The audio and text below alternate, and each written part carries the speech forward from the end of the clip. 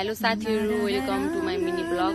So हेर्नुस् हाम्रोमा यति धेरै साग छ। यो सागको नाम के थाहा छ? यो समदिनी साग हो। यो समदिनी साग हाम्रो बारीमा यस्तो फल्छ। हेर्नु यो लौका, यत्रो लौका, यो चिचिन्डा। अनि अब यो के हो?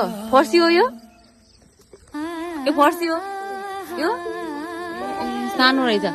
यो फर्सी भयो, यो बोडी भयो, करेला भयो। हाम्रो बारीमा सब छ के सब के छैन भनौँ न, के छैन।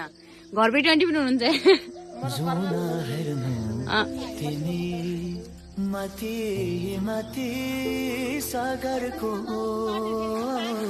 साथीहरु हेर्नुहोस् हाम्रो फर्सीको मुन्टाहरू।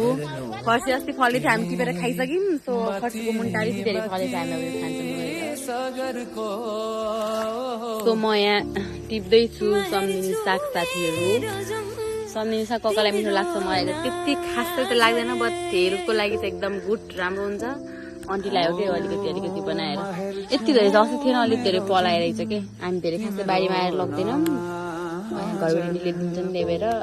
अब यो हामी लगाएको तर यो हामीले लगाएको देख्नु भएको छ करेला। यो टिप्ने गर्यो मलाई, सक्छु त टिप्न सक्छु, म गान्टीले सक्छु, आन्टीलाई टिप्नु।